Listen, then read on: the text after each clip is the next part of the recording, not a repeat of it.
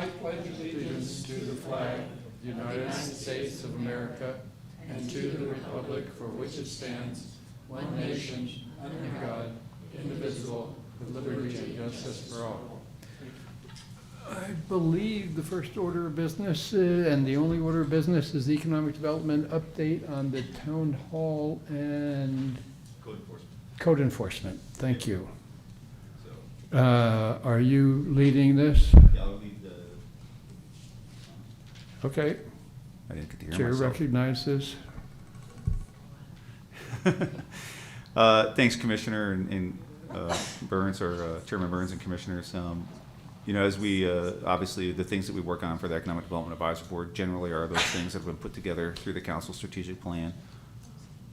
One of those things being the redevelopment of the town hall site. And so what I want to do is just give an update today where we are, and then where we're generally headed as far as timing goes, and then kind of give you some feedback on the input that we've received to date, further input that we're going to be getting, and then the further due diligence that we need to do on this particular project. And so again, this all came out of the Village Center Master Plan. Community put this together a while back, consensus to try to figure out ways that we could better utilize our city-owned property in a way that's consistent with generating more sales tax revenue and bringing more activity to the town center. And this one, it was also put into the Town Council strategic plan as far as something that we were to focus on for this particular budget year. And so we've been working on that. We did have the Economic Development Advisory Board workshop, and we discussed what the input from the EDAB members was. And then from that, we talked about putting community open houses together. And we did the first community open house in August, and then we did further update with EDAB. And then from there, it was suggested that we do another open house in November to try to capture people who are maybe coming back from summer, being off in the summer and coming back in the fall. And so we held that on November 6th.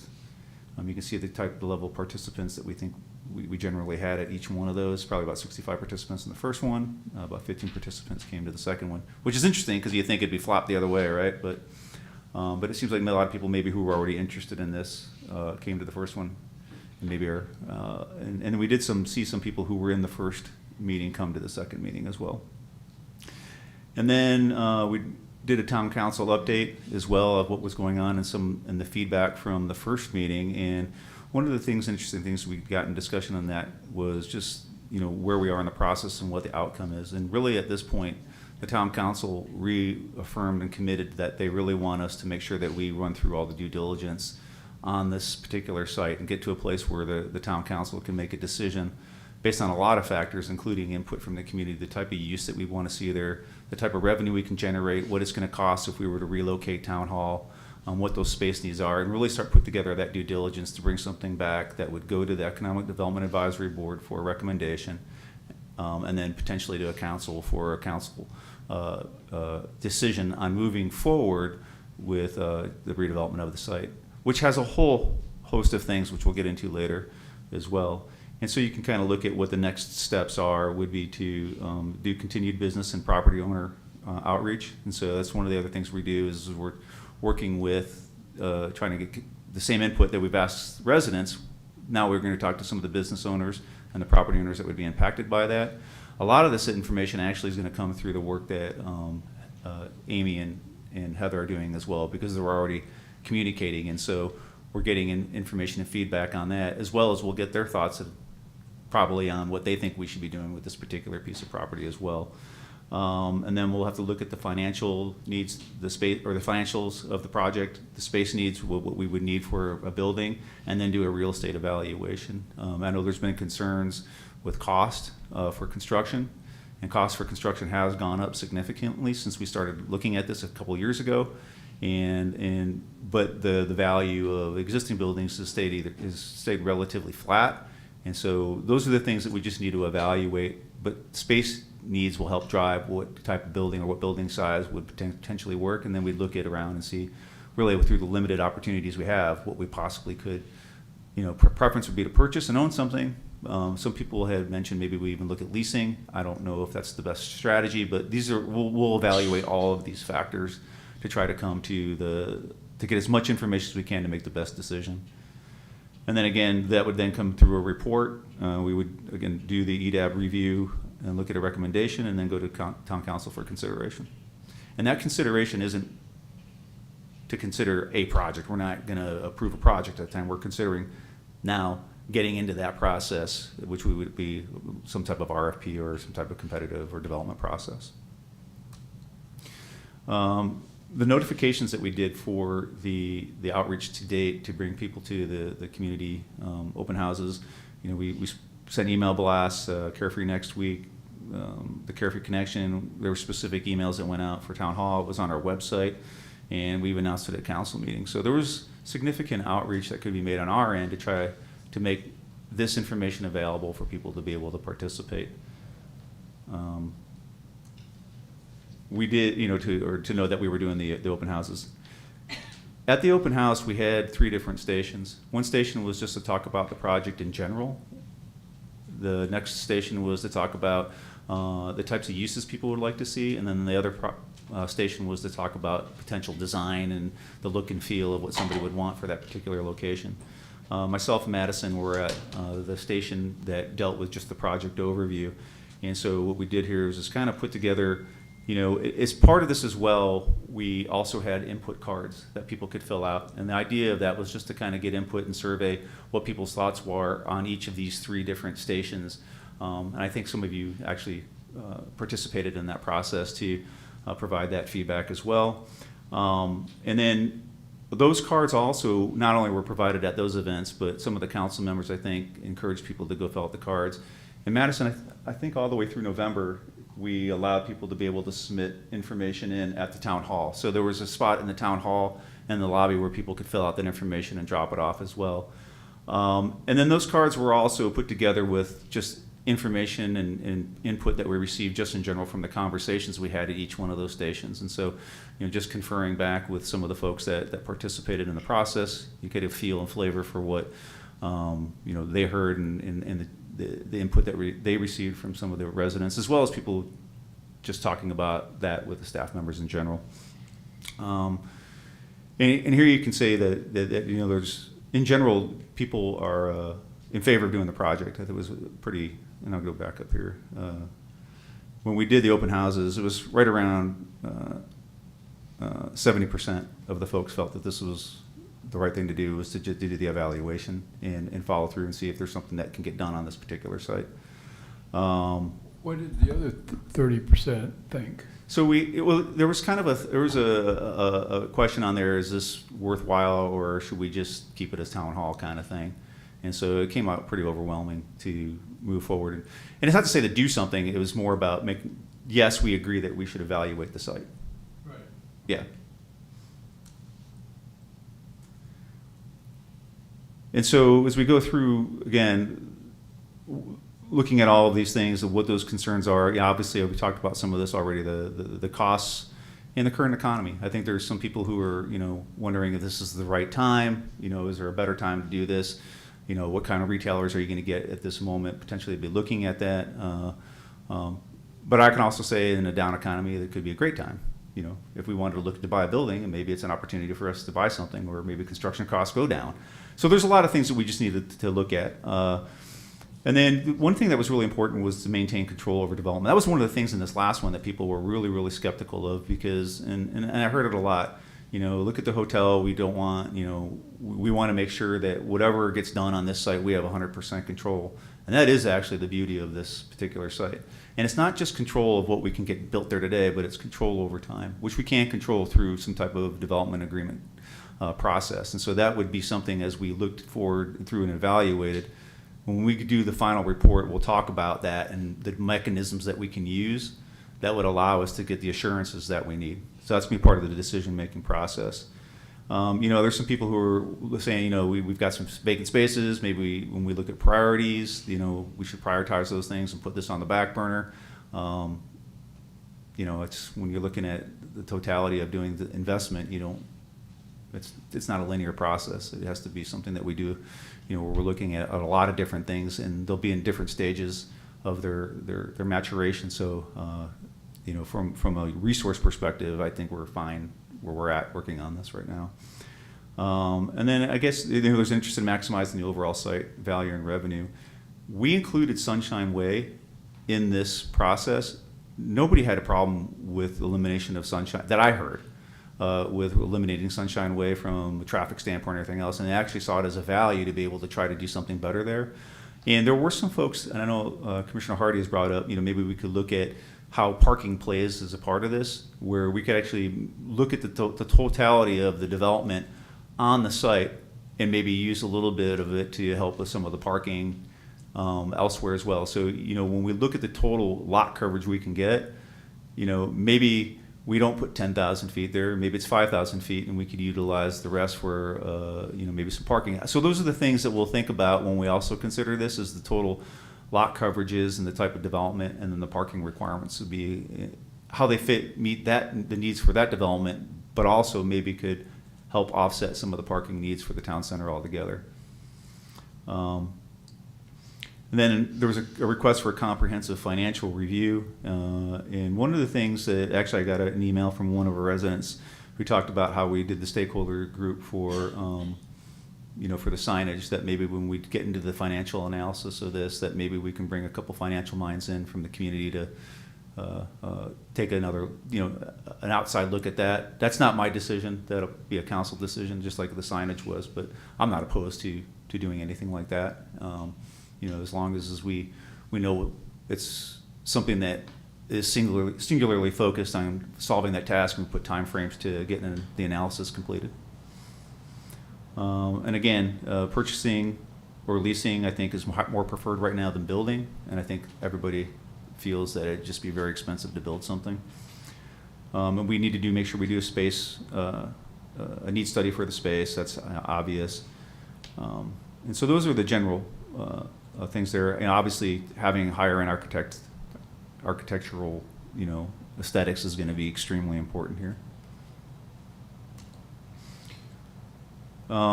As we look at the highest and best uses, 70% of those who participated, and these are estimates, right? They were, what we did wasn't scientific. It was more just trying to get the general feel. Support for restaurant, bar, and retail uses.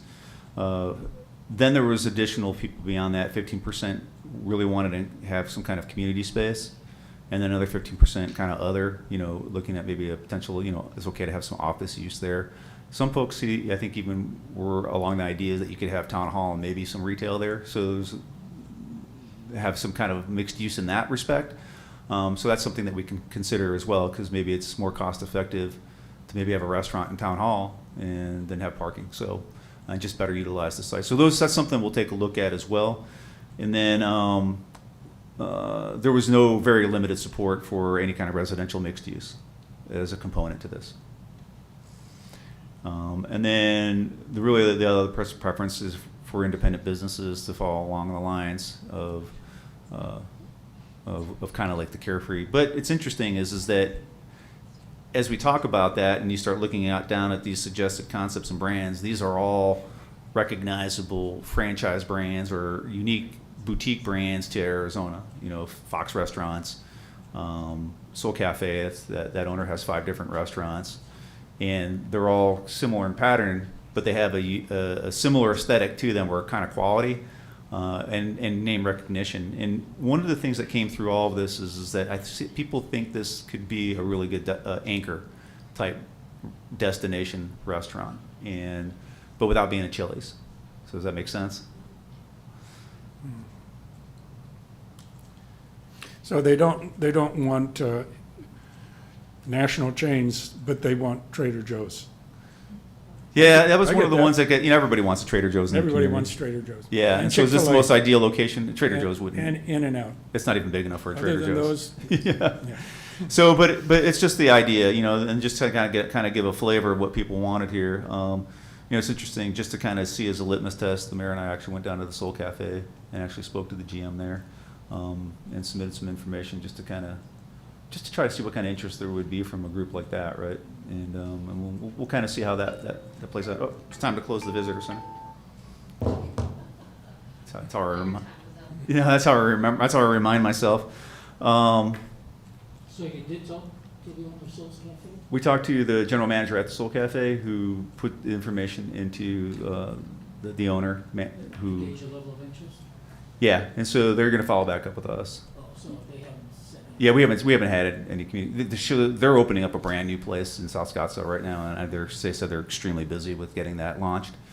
And so, So, Steve, I have a, I have a chicken or egg question. Mhm.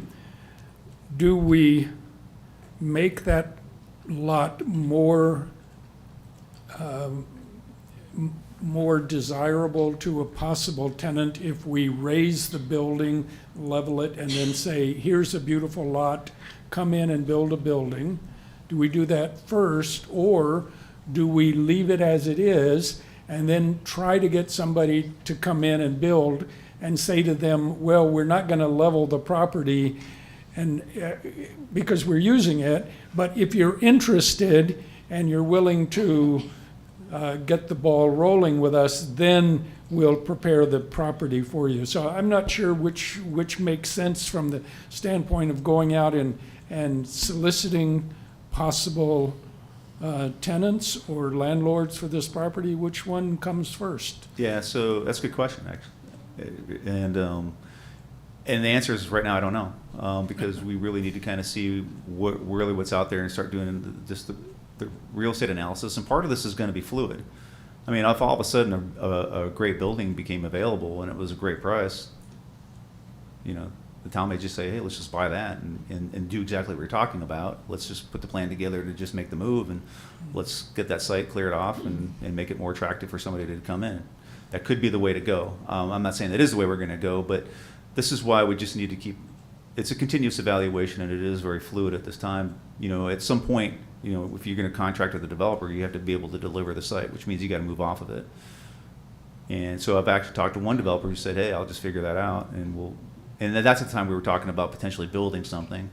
I don't know how that would work right now, but if the cost of construction came down, it may be where somebody comes in and says, hey, you trade us that, we'll just build you a building on your site, and we'll call it a day. So, you know, and those are the things that we just got to look at, and without having the specific details of all of that, I just don't know yet, and that's where we'll come back to next. And so this, like I said, we start getting into this financial analysis, that'll start, you know, now, and we'll probably do that over probably through the January timeframe. So- In your mind, would it make sense just to sell the property and the town not be the developer? Just sell the property and let somebody come in and do what they want to do, obviously, through the process? Yeah, I mean, I think at the end of the day, we're going to want to have control. So we're not going to develop the property. We'll bring a developer in to develop the property, but we'll have a deal in place that makes sense. Well, if you sell the land, you don't have much control. Yeah, actually, so that's the great thing about the redevelopment area versus, it's one of the reasons why we created the redevelopment area. It gives us that kind of control when we dispose of property. As a community, we don't just put it up for auction and let whoever. We will actually enter into a development agreement with whoever develops it, and we can put whatever provisions we want in that development agreement. So we control every aspect of it, and we can control that over time as well. And that's whether we own that lot or not. Correct. So we can. We sell it under our conditions. We Our can terms. advertise to the world now that we have this, how many acres is it? How many acres is that A little over property? 1.5 Okay, acres. yeah. we have a 1 acre property, prime commercial property that's available. And it's available, depending on what the developer proposes, it's available for us to sell to them, or they can become a landlord and we will retain ownership. So we can leave the possibilities, leave open as many possibilities as somebody might want to Right. come in with us, either we could even lease the buying it or ground. just becoming a landlord and building the building themselves. Yeah. There's a lot of models that this go under. So when you look at like an RFP process, you can have an RFP process where you generally say, we want to do these things. And then somebody comes in and they come with the idea. Or you can go back with the idea of what it is and kind of be more specific to what you want. And then somebody comes in and tells you how they're going to execute that. And so, but you can always set the conditions for what you Sure. want on that particular piece of property. It has to be this. It has to, you can set the uses. We can put restrictions on that property to any level that we want as we dispose of it. And you can do that contractually, or you can even make it ride with the land. There's a lot of ways to deal with it. Right. Those are the conversations when we have a real estate discussion that we can have. And we could even ground lease it. So when I was with the city of Phoenix, we actually in Peoria, we ground lease city-owned property around like the Peoria baseball stadium. Those are all ground leases. And you retain ownership. You do 40-year deals, 30 to 40-year deals. So it's almost so they can finance their project, and they can even sell it through time and do their typical developer model. But you can control all of those uses, and at the end of the day, you still own it. So the distinction really is you can put whatever restrictions you want to put on the property before you sell it. Correct. Which is a little different than the fact that on the northeast corner, we have no say in whatsoever, which is what you said over and over and over again. Yeah. So Unless the restrictions are there before this lot gets sold, yeah. it would be a similar situation if it was not. So on the northeast corner, we actually did have stipulations and restrictions through the zone when they rezoned that. Now, the other one that gets compared is the Hampton, right? The Hampton, there was no zoning, there was no legislative case there. It was just the site plan that got approved and the building permits. And so you didn't have as much their process, and I don't know, they didn't have a special use permit, they didn't No, it need was straight, conditional use. Yeah. right, straight site plan. But I would say also the difference being those two corners versus the town hall site is the town didn't own either of those properties. Right, but if we sell the town side, we wouldn't own it either. That's my whole point. But before, I think what Steve's saying is before we sell it, we put stipulations and restrictions, so we still kind of have that control, which is nice. As Yeah. long as you put them in place. Exactly, right. But if you had a development agreement, that development agreement itself could last a decade. You can have those Stipulate agreements. through a development agreement. So you can stipulate through a development agreement, or you can stipulate through the actual land itself. So there's two ways to do it. Steve, can you do a RFP which states that the town is open to either selling the property to a developer or leasing to a developer or any other sort of financial arrangement that the parties can agree to? In other words, make the RFP as broad as possible to bring in as many possible developers. Can you do that? Yeah, you can do the RFP any way you want. I mean, that's the beauty of it, is we're in complete control of how we want to get this done. And we'll take it out to market. And if the market says we can't do that, then you know you got your answer. If the market says, if you get somebody who says, you get 3 or 4 different developers that come in with and are willing to do that, then you know you got a marketable product. Now, ahead of time, what we would do is we'll talk to developers and we'll talk to users to say, what would you think, or what would it take to get you in? But at the same time, you want to run a competitive process at some level. Refresh my memory, during the community meetings, the open meetings, Mm. was one of the options the potential for selling the property? Was that part of it? So it's always been the redevelopment of it, right? So it's I think most people think we would sell the property or exchange it or do something, because that's the other thing we can do. We can swap properties. So let's say somebody owned a building here, an office building, and said, "Hey, I'd like to take the redevelopment opportunity, and I'll just give you my office building." We can do that. I mean, so the idea was that we would do something to that extent, or we would have somebody come in. We would agree to sell them the property in exchange for, potentially helping us out, or we just get cash, right? There's a lot of ways to look at it. Or was it? I don't recall that being a specific option that was discussed. That's my question. Was it or was it? No, and so no. What people suggested though is if we were to do something to sell, we would purchase either purchase or release from something else. But I think everybody's got the impression when we talked about it that we would dispose of the property, in one way or another. So you can either sell it or you can lease it, right? And but that's something that we'll bring back when we start doing the analysis. Yeah. So we're not in a rush. It's not a sprint to get to it really is. There's a lot of details that we would get through, and so that way everybody, kind of understands that. So we'll just answer every question we can as we go along through that. And then design and layout. Obviously this is going to be extremely important, and that's people have a lot of various different opinions, and you can see even through here the different suggested styles. And I wouldn't say any single one of them stood out from another as being the predominant one. It's very subjective. And so that's just something we would have to go through as we look at that. But I do think that the things that I would like to express is that people want cohesion. They want it to fit in with the sundial and the sundial circle area. And that having outdoor component to this is going to be extremely important. That people really want to see people outside. They really want an outside to be able to enjoy the sundial, the view to Black Mountain, or even back the other way. So that was brought up. And then low profile, 2-story max on this. Steve, there's something that I think should be added to this, and that is, I think there was a consensus that it should be an outward-facing building, which also would be striking enough to be a sort of like a destination anchor point, since it's right next to the gateway arch. But I think we need to put in here that we're looking at something that would be an outward-facing building to help draw people in. Yeah. We don't want to be looking at the back of the building from Sundial. But it doesn't have to have a back, or the back could be over on Sunshine where nobody goes. That's where the back could be. But that wouldn't necessarily fit in with the design of the other buildings that are faced inward. I mean, you've got to worry about how it fits in with the other buildings.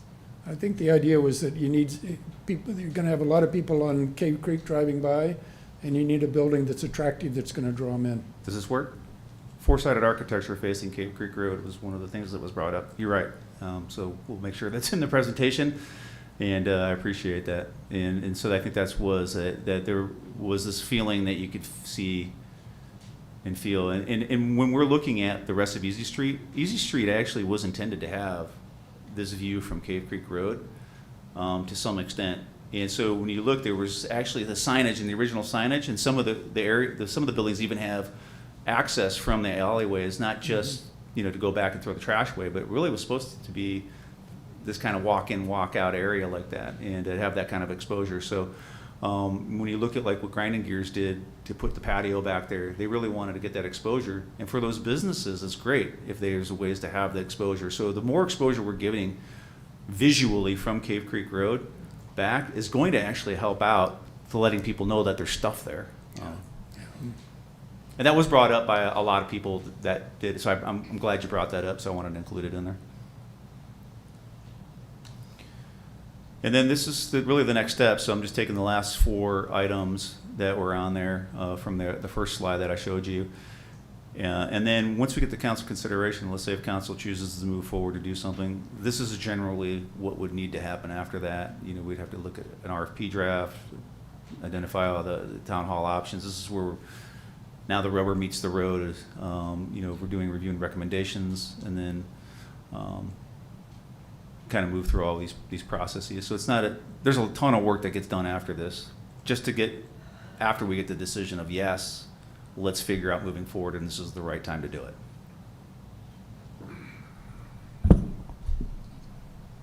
Do you have a timeline for this? Next steps?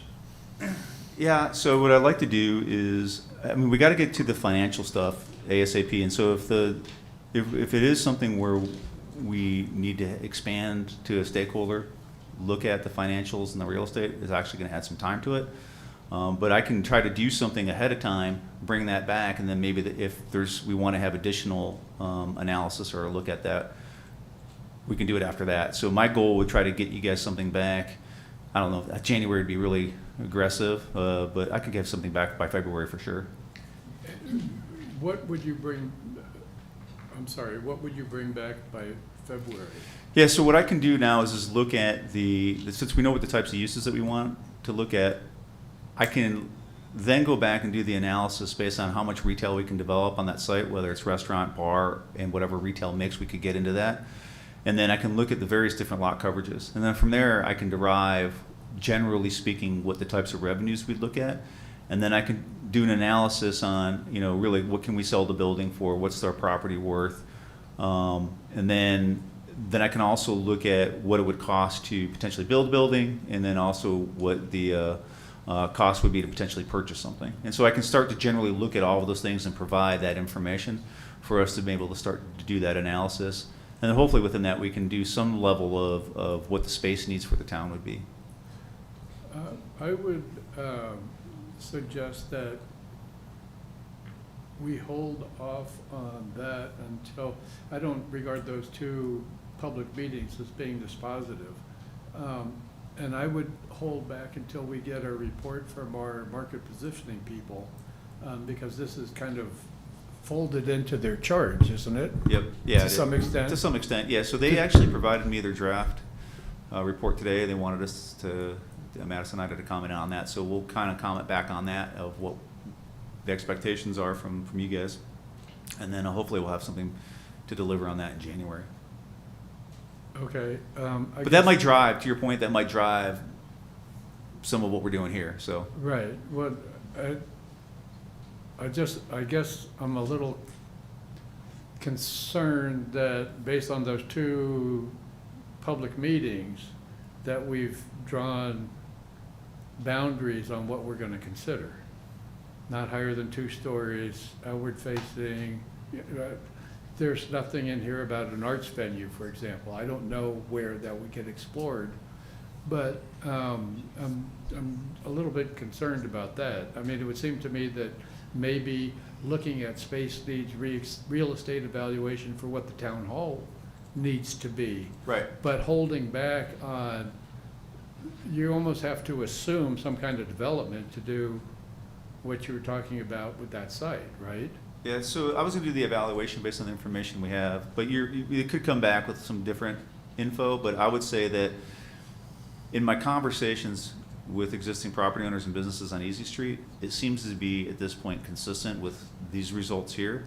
I think there's a desire to bring in another anchor to the other side. You have, and this is what we discussed, the tea room building on one anchor side, The what? the tea room, and that, and then anchoring something to that similar, I'm not saying exact design and architecture, but that similar feel with an anchor in it, some outward facing thing. So I think that's where that's headed. But you're right. I don't have that full answer on that yet.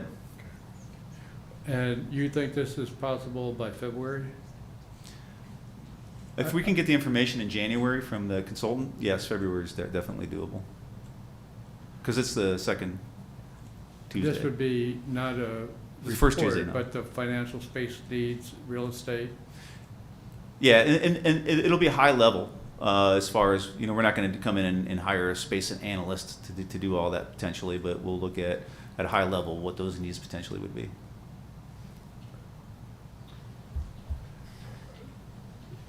Well, I guess what I'm perhaps more concerned about is defining what our needs would be for relocating the town hall first.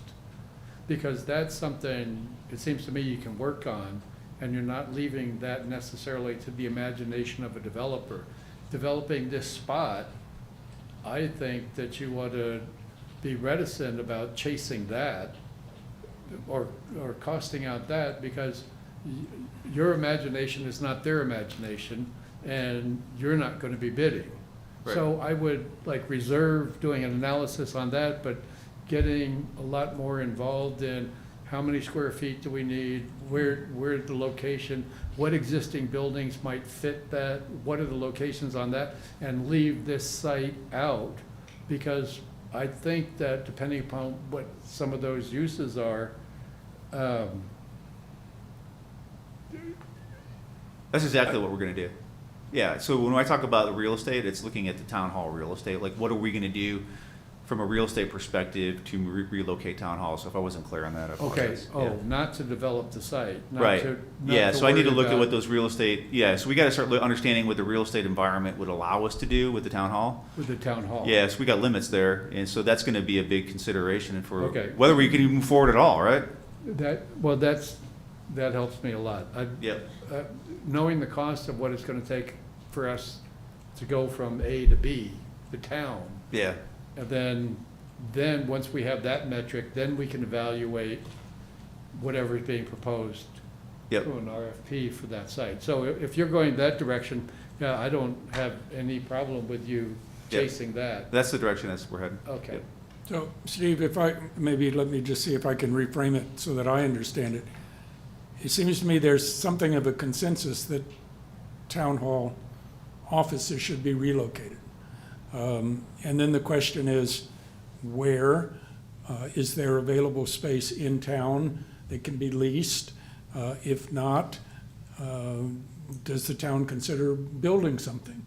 Are those the two choices that we have, given that there's maybe an agreement that the town hall should be moved and that property should be developed in some other way? So, and there's a lot going on when we start evaluating and looking at it that way. I don't want to say that people voted or did anything to suggest that we want to relocate town hall. That's not what this is about, right? This was about trying to do the best thing with the property. It may be that when we start going through this evaluation, maybe there is an opportunity, maybe the best solution is to try to find a mixed-use solution that allows town hall and a restaurant or something like that to exist, to coexist. That could be a possibility. Because we include Sunshine Way, we're expanding that footprint. I don't know yet. I mean, that's something that we need to look at as one of, I think, the alternatives. Because there were people who suggested that saying, there is a value to having town hall there as well. And so I think it's something that should be as part of the exploration when we look to do this. But then that could limit the footprint to what you can do from a retail perspective, but it could also minimize the cost you have to maybe do something else. And so something to just consider and something to look at, and it's something that I think was brought up, and we'll look at that as well as what buildings are available for purchase potentially. Is there somebody willing to work with us on the outside to maybe do some type of horse trading on property? There's a lot of things that we can evaluate. Been having those conversations as we go. These are all going to happen in a moment in time. And moments in time either are going to align or they're not. And it could be that if they don't align then, we wait for a better time, right? Or Yeah, but aren't we getting ahead of ourselves? I mean, at the end of the day, the number one issue is, do the town administrative functions continue to reside in that building or somewhere else, right? And in order to answer that question, you have to identify what are the town administration space requirements going to be over time?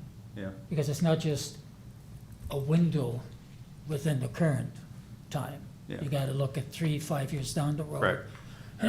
What are the needs? So shouldn't that be the first thing that So, gets? yeah, so we've that actually gets done a id- cursory look at that, and we'll do some more in depth into gets- that. That gets identified Yep. so that wherever we look, whether it's here, Mhm. there, or somewhere else, we have a sense of what that means in Right. terms of square footage. Right, yeah, it's gonna be, it comes down to your storage needs for records retention, conference space needs. We don't have a conference room at the existing building. So to the chairman's point, which is I think what he was getting at, which is you're really looking at two different approaches.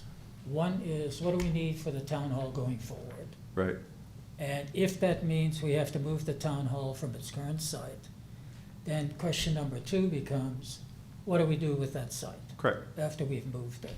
yep. So those are not mutually exclusive. So that those aren't necessarily mutually exclusive. But one is of a higher priority than the other, correct? I would say the higher priority in this case is putting the highest and best use on that site. That's the number one priority, and the number two priority is the town hall. We have a town hall. Does it work? Yeah. Is it optimal? No.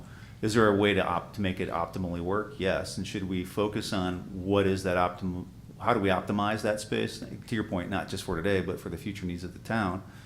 Though I would say we're nearing build out, and so, but you got to look at your staffing needs and look at what those issues are going to be moving into the future that are going to be the priority, and then what type of staff you're going to need, what type of records you're going to be required to keep, what type of technology you have, that you're installing. So you have IT space. all of those things, conference space and how that all fits together. And so those are the things that we'll be looking at as part of this process. Steve, what is the square footage of the building, of the town hall? Like Approximately. 3,600 And how many people work inside it? 12, I think. 12 people? Yeah, 12. Yeah. So one question would be, is there 3,500 square feet somewhere else in town that's available for lease or purchase? That would be obvious question. Yeah, I mean, the building right I across don't the know. street's completely empty, but it Over, doesn't have a for sale Bloody- sign on it, The right? Bloody Basin building? Yeah, so we've looked at that building, and it's just not, it's not ideal. Based on what? It's not. It's not size-wise and layout-wise would be very difficult. It's not very public, it's not very accessible for the public. It's got the stairs on the outside, so somebody would have to add in an elevator to that. There's a lot more that goes on with that building that would have to be done. And it's not really, it's not the most visible building in the world, and it's a long ways away from here. So, you know, that's one nice thing about having where we're at. It's just, you know, the staff and council can walk, and the mayor can, you know, it's close to this particular facility. Those are the things we got to consider. But to some extent, that's what's missing, right? I mean, if I go out and wanna buy a house, before I ever look at a house, I know how many bedrooms I want. I know whether I want an open floor plan, a closed floor plan, I wanna know what the acreage is, et cetera.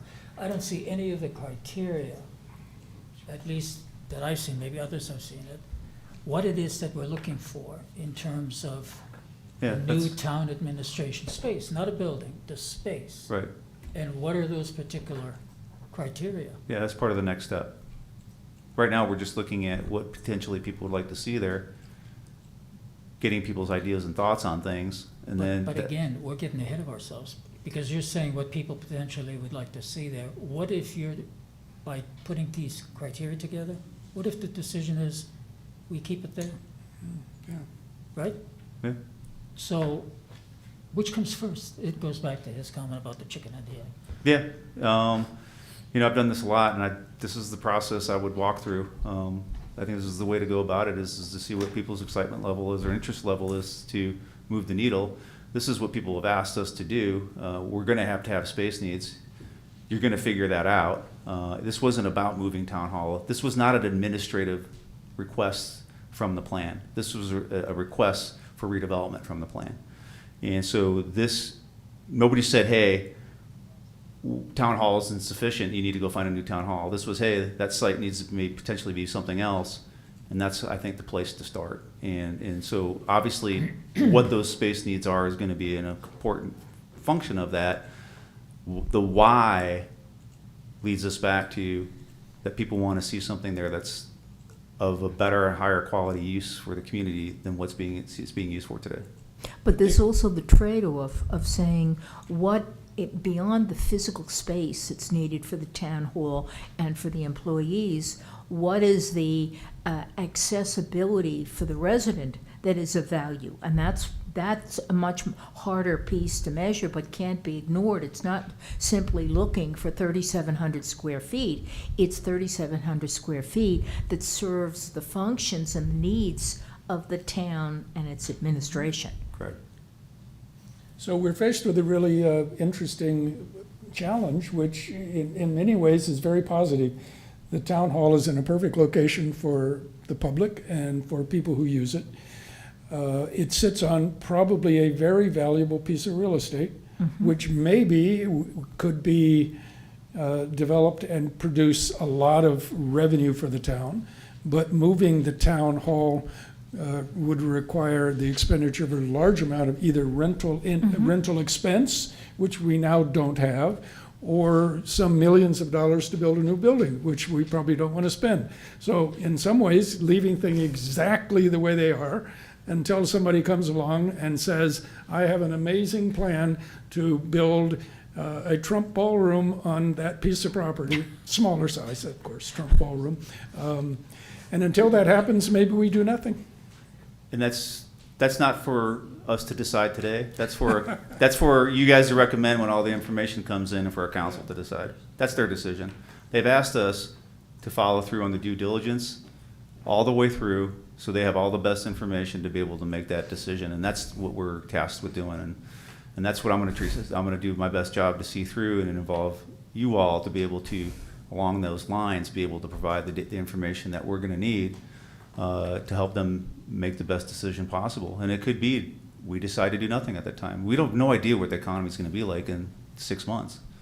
We have no idea what buildings might be available in 6 months. There's a lot of things at play, but what we would know is that when an opportunity came, we know the space that we need, we know generally what we want, we know generally what that kind of revenue is going to look like, and we're ready to move.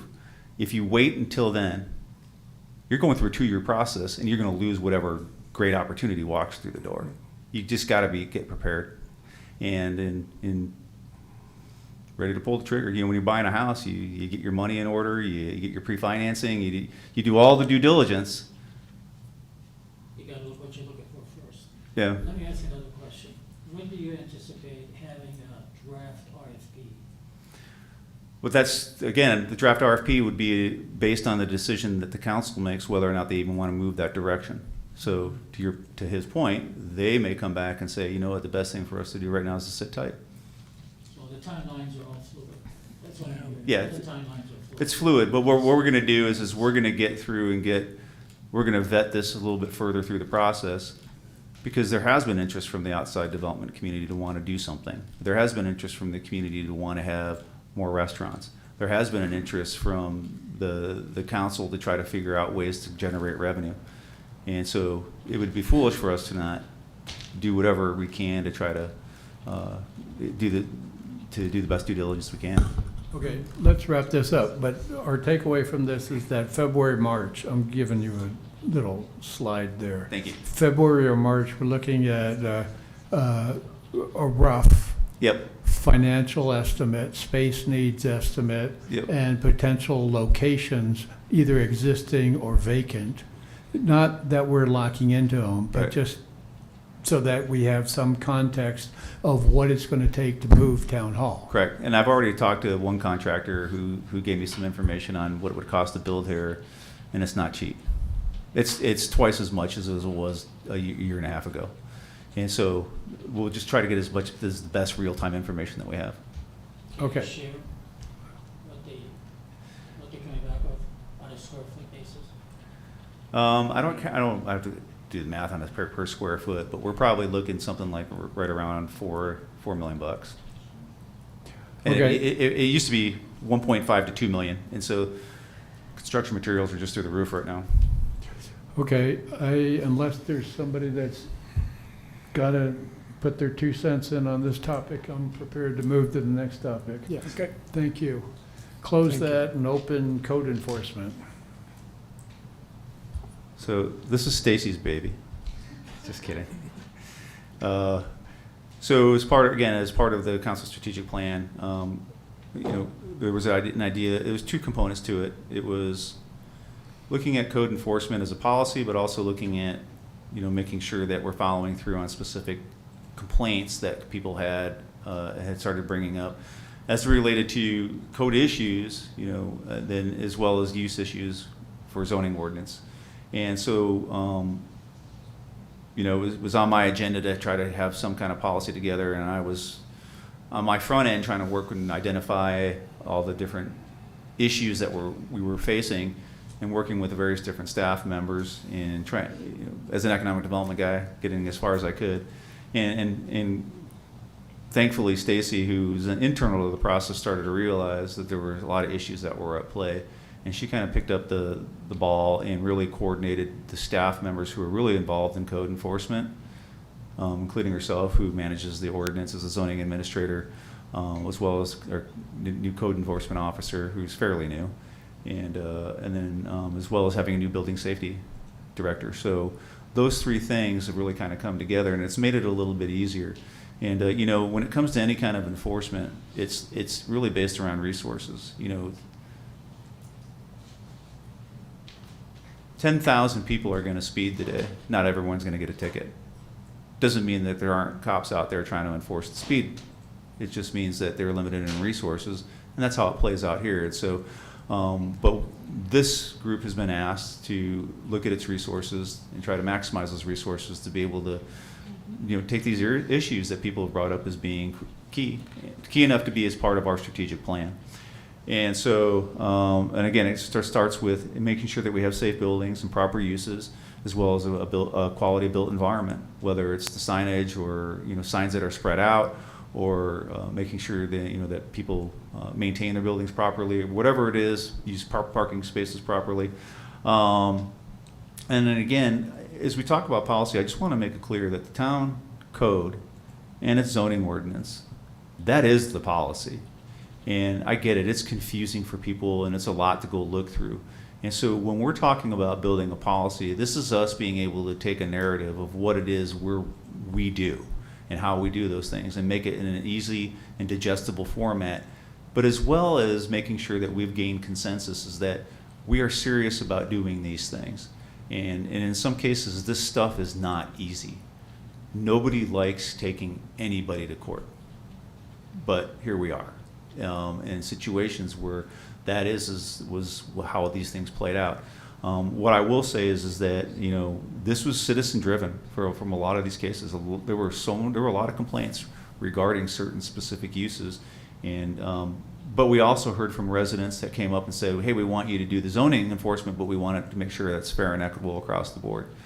And so that's one of the things that we wanted to make sure that we considered, and I think we've done a very good job in systematically looking at various different things.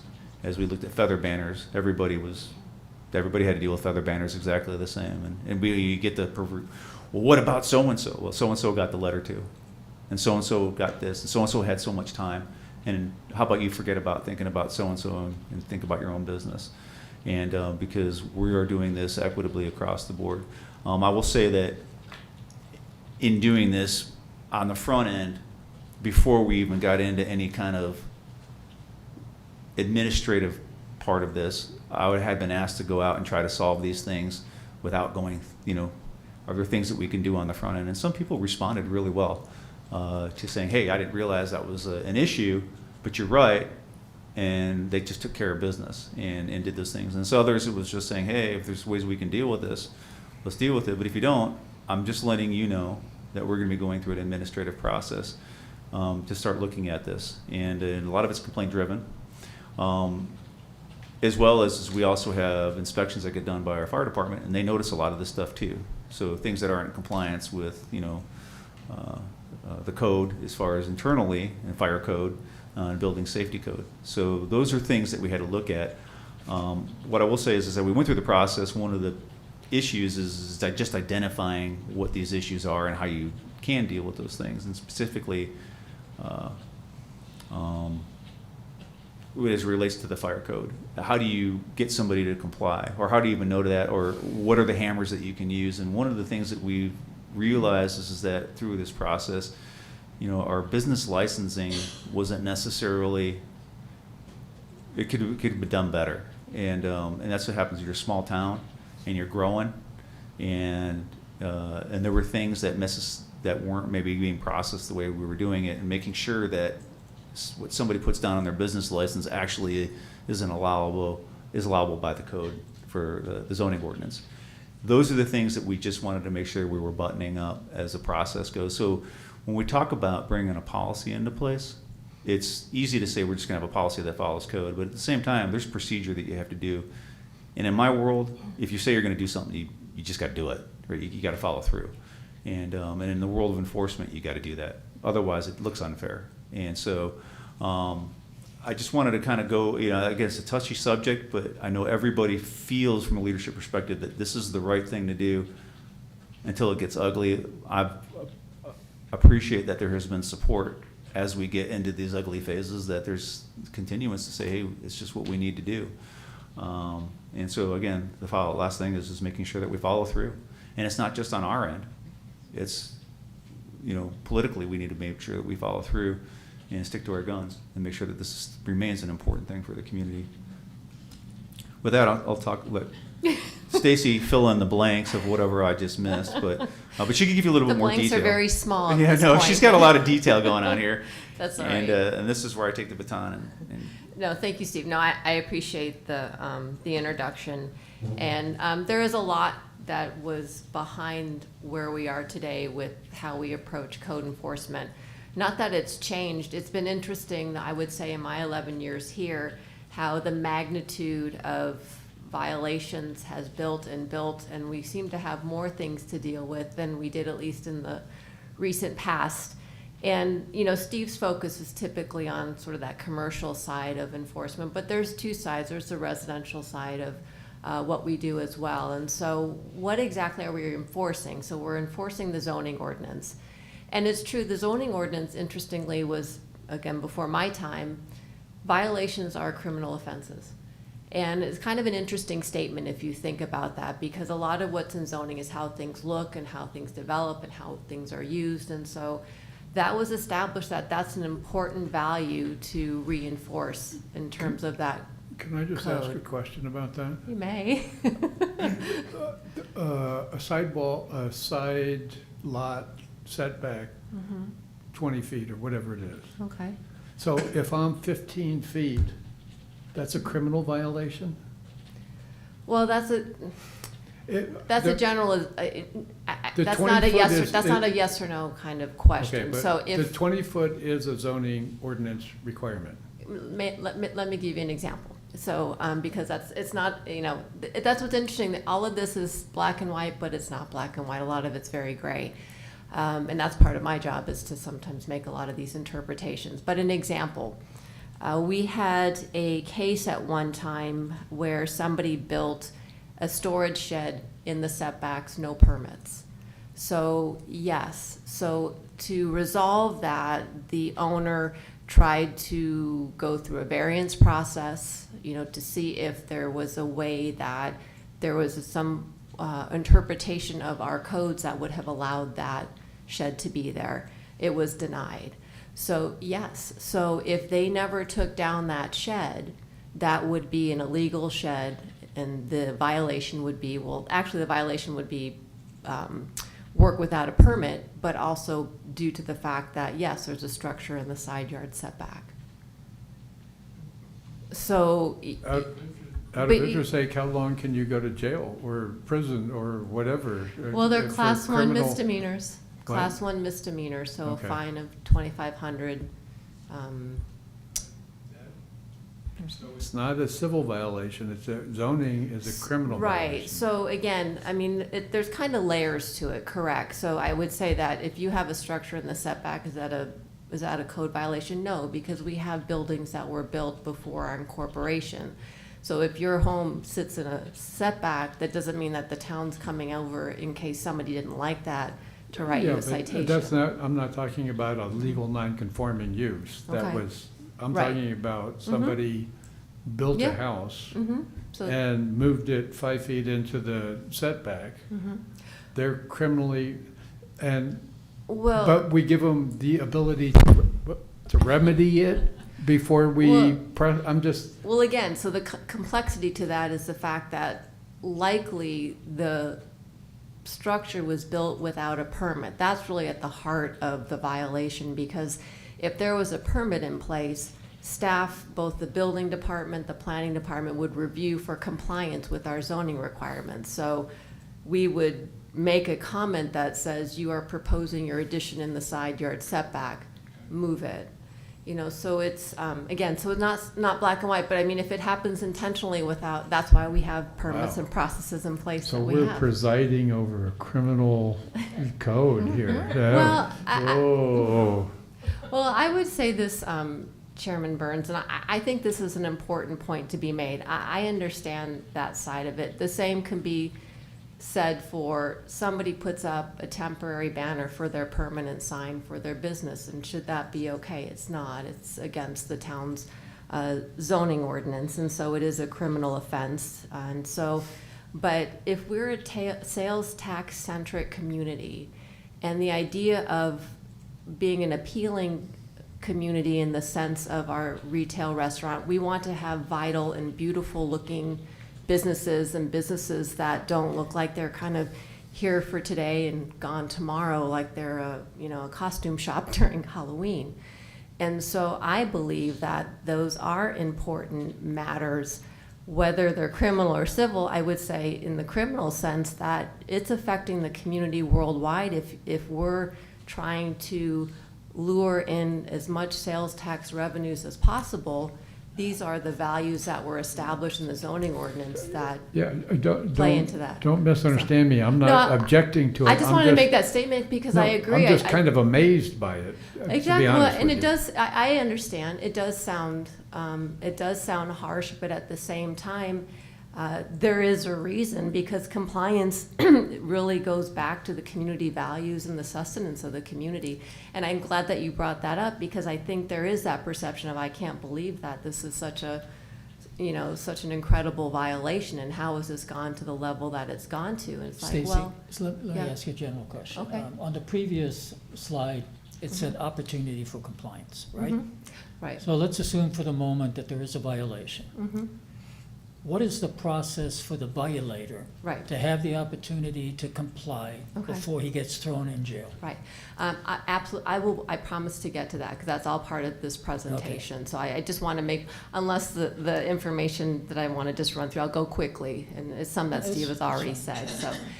So anyway, that's the zoning ordinance. We kind of got a sidebar on that. And so town code is a mix of civil and criminal offenses. Town code could be anything from barking dogs to short-term rentals that haven't been registered, and as well as building licenses. So our in-house processes that talk about, and Steve kind of touched upon this, so I won't say too much more about it, but business licenses are an important matter in terms of compliance, and that's how we've had some, based on how that process has gone, things have slipped through the cracks that now we have tightened, not allowing uses that aren't permitted in certain locations in particular. Permitting in general, and it, again, could be both for residential or commercial. We do find, particularly today, there's a lot of residential work going on without permits. And again, sometimes I understand the idea that this is my property, I should choose to do what I choose to do. And there is that understanding, but we do have in our town code, we are a community that expects a building permit for any kind of work that you're doing. Not to paint your house, but if you are doing any type of construction, it requires a permit. It could be a small site wall, it requires a permit. So we try to impress upon that as much as we can. It's on our webpage, or through our information on our web pages. So that, and I'll get to when we get to the statistics of it, a lot of those actually happen to be residential violations. So we talked about inspections, building and fire, and that kind of ties together sort of the whole licensing and permitting processes, requiring a certificate of occupancy for any new business, as well as if you're moving into a home residentially. So current statistics, I thought it might be important to understand. We do have our new code enforcement officer who started in February, excuse me. And, past Phoenix police officer, he's very methodical, he documents, he creates cases, he looks for and documents evidence, because again, as Steve had mentioned, eventually this potentially could be a court process. So today we have about 62 complaints, and of those 62 complaints, 37 of those have been completed, and that just means either mostly people came into compliance. And so regardless of the type of case, 37 of those have been closed. But I should say have been completed, meaning they've gone as far through their processes as they can. Of those 37, we're still waiting on 18 of them, of some of those pending outcomes. And the reason that is that whether they may still have a certain amount of time to comply, or they may be in the court system. So that's why we're still sort of waiting for 18 to resolve.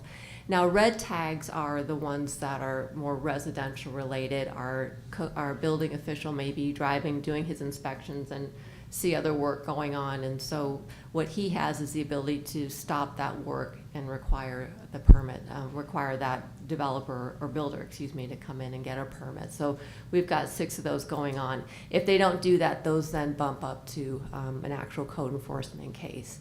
So to answer your question, the process is, and this is what's going to be sort of woven into this draft policy, and like as Steve described, it's something we've already been doing. I think we're just putting words to it and having it sort of codified. We have been doing code enforcement as it pertains to our regulations that we have in hand. So we're going to develop this policy where we have to have I think it's important to have the purpose, and to understand, why are we just kind of same as kind of the conversation with Chairman Burns is, why are we doing this? But so the way that we do this is, if there's a violation, whether, again, it's usually complaint driven, the code enforcement officer goes out and speaks with that violator, explains what they've been cited for. They have, a lot of times they may not be available. You go to somebody's home or you go to somebody's business, they're not there. So he will leave a notification to reach out within a week. If they haven't done that, then we send another notice of violation. Actually, more formally, it's a notice of violation that outlines exactly what the issue is and that you have 30 days to come into compliance. So after that 30 days, we reevaluate where we're at. We've had a couple of cases where sometimes it takes more than 30 days to, come into compliance, whether they need, to develop construction documents or things to that effect. So, we keep in good communication as best as we can. If we've got people that we're working with that are responding back to us, we are able to be a little bit more liberal in terms of allowing for timeframes and kind of an understanding of how things may move to being resolved. In the end, and I think this will probably be part of the purpose, is that we're just looking for people to come into compliance. We're not, a police state. We don't go out looking for things. As Steve said, the last resort and the last thing we want to do is to go to court. But we only have so many tools in the toolbox, and if we can't get to compliance, then something needs to move forward, because the ordinances outline that these are violations, and this is what needs to happen in order to resolve that violation. So enforcement basically is where it ends up potentially being a court case. We have 5 of those right now. We are going to include an appeals process. That would obviously happen well before it would go down towards that enforcement road, in the sense of and I'm the zoning, as Steve admitted, I'm the zoning administrator, so for zoning, that will likely be a Board of Adjustment appeal process. I'm still looking at, and again, because we're developing this policy now, is if it's a town code violation, what that appeals process would be. And so meaning that everybody should have the right to object if they believe that there is a misinterpretation or the violation is incorrect. Then obviously there's a record-keeping process regarding all of this. So we've crafted something. We want it to go, as I think this board is very concerned, meaning going to our attorneys to be sure that everything is legal. So if I hear you, Mm-hmm. there is a documented process that says the violation is identified, Mm-hmm. the violation is Mm-hmm. captured by a document A that second gets sent to the letter. violator. Mm-hmm. That documentation also includes that the violator has a cure period. You said it's 30 days, right? Mm-hmm. And so if the violation isn't cured within those 30 days, Right. then you said there is a second notice sent? Not a second notice sent, but that's when we start to move the case forward. We will, I think we have decided I think we do send a final letter to say that, your 30 days has expired. We Okay. are moving this forward to a court case. Yeah. And when, or during what part of that process, and maybe it's at the end, Mhm. but during what of that process does it move from being a violation to a criminal case? What is that determining factor? Where that becomes If it's a criminal zoning case? violation. So, no, I take that back, because there are some, I just haven't come across any yet. I mean, there are some town code violations that if they don't come into compliance, they become misdemeanors as well. Those are specified in the code. It's all specified in the code, so it's it really Okay. is dependent. And sometimes that initial notification could be our code enforcement officer just reaching out to somebody and just speaking with them, not necessarily being it documented. So, but we are trying to be better and more vigilant about these notification processes and managing the timeframes. And so anybody that may be in a court case now had been notified a number of times. But I want to about the back this up violation. just a little bit, because in many cases, there will be a red tag put on by the fire department, or there will be some type of notification that actually gets notified of a specific violation, and there's an investigation. And and I'll give you an example. Next to venues, I mean, these things can take a long time for that investigation to happen, and so there's a long time frame. And one of the things that we hear often is, well, why does it take so long to do this stuff? So it doesn't like it happens. It's not like all of a sudden she just gets a wild idea that this is not in violation. This is because people have complained. This is because there's been an investigation. These people have been discussed. The code enforcement officer will go out there and talk to them and say, we have a concern, or we've received complaints. These are issues that we're dealing with, and there's a determination that is going to be met, potentially that you are in violation of the code, or so they know that these things are happening. It's not like they get hit out of the blue. And in some cases, it's taken up to 4 years for us to get to this place. It's a long time, and so I think there was a frustration with that, and a lot of it just comes down to is I think a lot of people ask, says, look, you just got to follow through. And so what Stacy's giving you right now is the follow through process, is that you've exhausted the niceties. You've exhausted all these other things, and we're still being nice and giving all these opportunities to comply. And on top of it, which is even better, which is great, is not only that, but there's an opportunity to come in with specific recommendations of how you can come in compliance. If you have a temporary banner sign up, you can either get a sign like everybody else, or you can just take it down. Just take it off the wall, right? That's the easy thing to do. And now you don't have to even worry about having a temporary banner up in place. And so that's kind of how I think it's been approached. And so I just want to let you know it's a tough one. Why does it take so long? And then it's like all of a sudden, why did it go so fast? Well, yeah, I mean, I don't have an issue with any of it. Yeah, I know. It's just, I want to make sure that the community understands that there is a definitive process. Mhm. Yeah. 1, 2, 3, steps 1, 2, 3, 4.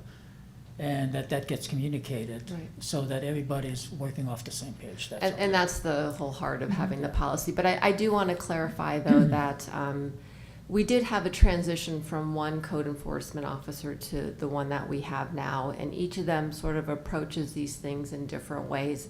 As I said, Ruben Contreras, our code enforcement officer now, he's very much about documentation, about investigation, about ensuring that that he can document a consistency of how the violation has sort of remained or occurred. And so it may seem like some of them have been taking longer than others, because of that, I would say, that transition, and sometimes even having to start over on certain cases because Right. there was information that wasn't clear from one person following it to another. So, again, I mean, we've got this policy. We kind of have sort of a framework of how we want to approach all of these things. And I think we're moving and have a very kind of good and fair process now that will, again, codify very soon. And just, okay, and we are looking at next is we're looking at all the sidewalk signage. And so just so you know about how we're going to go about approach that is there's going to be a courtesy notification that's going to be sent out to businesses, and we're going to do some courtesy notifications of that we got the new signage coming in, but that there are some of the sidewalk signs and what the rules are, and you just need to come into compliance. And so not that it's a big issue, but it is an issue that people do complain about, and they say it kind of junks up the area and gets in the way, and so there will be a whole notification process that will be outside of anything that is punitive, but letting them know that there is a process and we're going to go through it. Stacy, what is the status of the condemned buildings behind the gas station? Actually, probably Steve could answer that better. I mean, we are working with the property owner in terms of an agreement to, if we take down those buildings, utilize those for parking. For temporary parking. But I've heard that they were condemned A year ago, which is way past your, 30 days notice to comply and Mhm. compliance. Why is that? Well, I think the condemnation gave them a year to comply. I think it changed ownership, Steve, if I'm not mistaken. Steve probably would be able to give you a better Down in 2 hours with a bulldozer. Pardon? Yeah, it's not as easy. It's not that straightforward. I mean, we have our town engineer looking into it now that we're crafting a development agreement with the owners so that we could, you know, capitalize on sort of a vacant parcel in a location where parking is tight. Yeah, so if you have an opportunity to be able to, Well, if You- that's going on, then that makes sense, Yeah. that you're holding off. Yeah. so we're, That's what I wanted to know. so when we originally were looking at it, the ownership on it was, like, nobody was claiming ownership to the land, and we just had to get somebody to agree that they owned it. It was the craziest thing I've ever seen as far as ownership goes. But we finally figured out who the owner was, and that owner came back in. They made the modifications from the shell to the chevron, and they're, you know, so far have been working to fix that site up. They did clean up the area. They did take down some of the more dangerous structures, like there was a pergola that looked like if you just blew on it wrong, it was going to fall on somebody. But there are other things, and here's the thing about when you condemn a building, is they either have to take it down, or the town can go in there and take it down for them. They don't have to take it down, but if we go in there, then we, at our expense, take it down, and then we just put a lien against the property. So those are the two ways that you go about it. Either way, you're creating an adversarial approach. So if there's a way that we can work positively, but again, like any process, you get through it. If it can, the safety of the communities is the most important thing. So. Couple of questions. One, going back to permitting, do you have to pull a permit to redo your kitchen or redo your bathroom or something like that?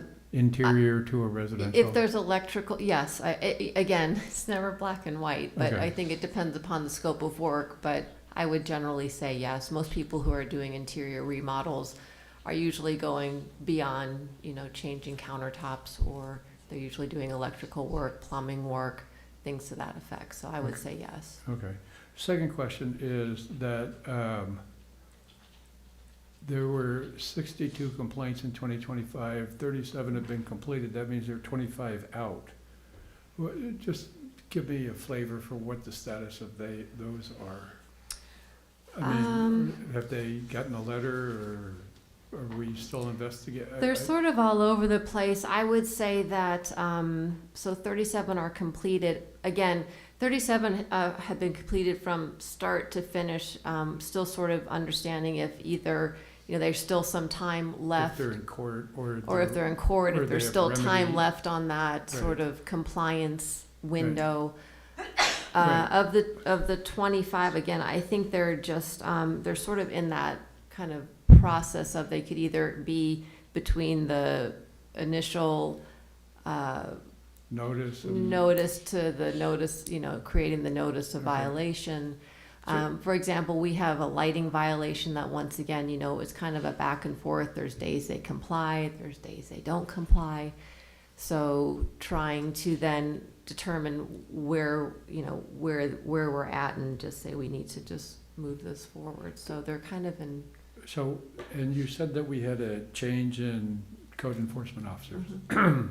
So is it fair to say that the 2025 cases is tabula rosa, is the beginning of the list? I'm not sure I follow your Well, question.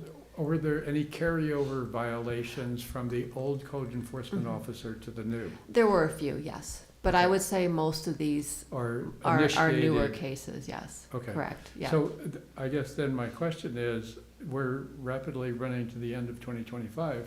Mhm. So we're likely to have 25 of them carry over into 26.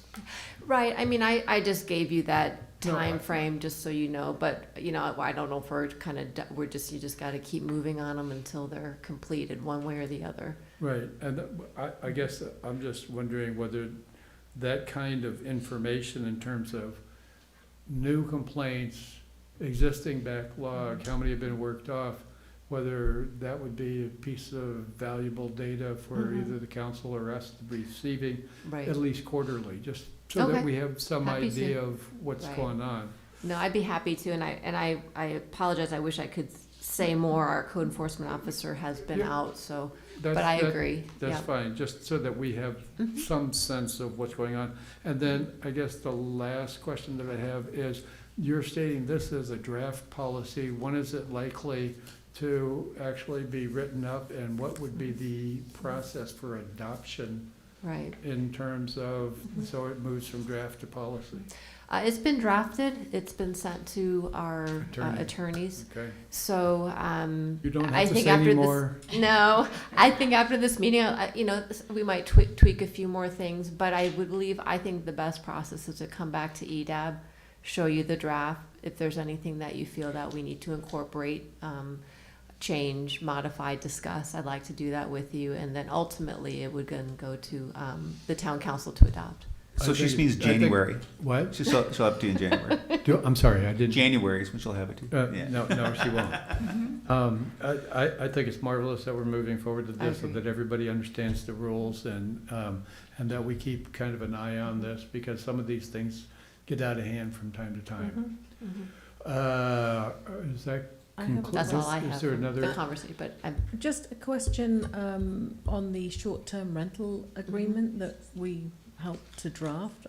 Has that led to a decrease in complaints?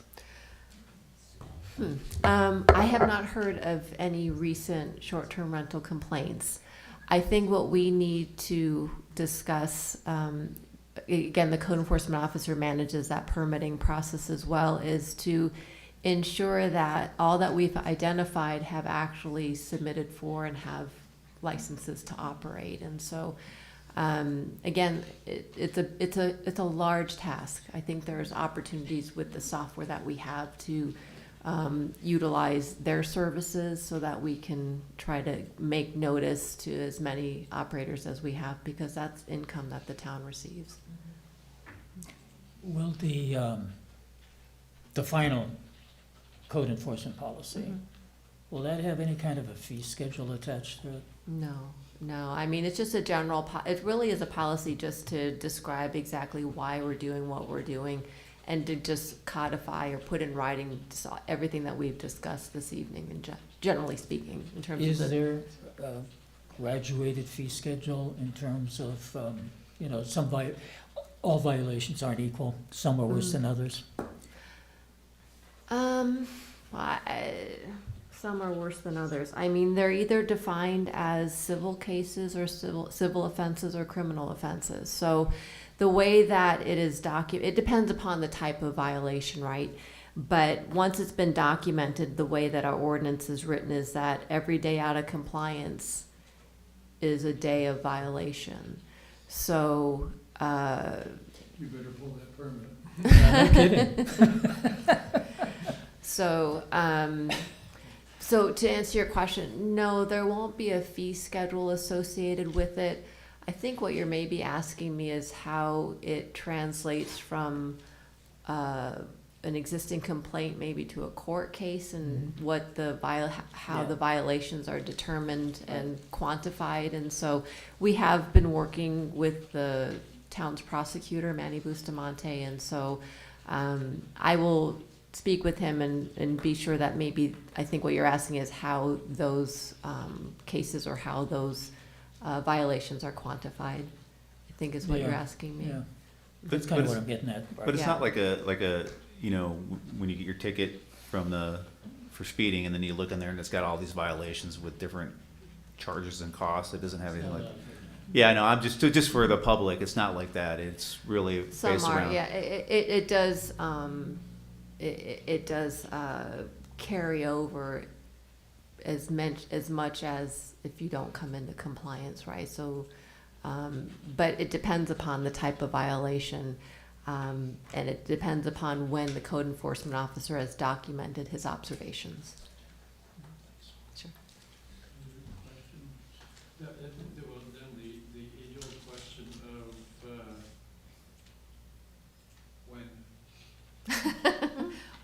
When what? When do we see the policy? I'm happy to shoot an email over to the town attorney. I think I do need to, to kind of weave some additional information into this. I would probably say at least February, if not March. I'd like it to be more like February so that it could kind of stay fresh, come to you all in February, and then go to town council in March. If it comes any sooner, it's just a lot going on towards the end of the year.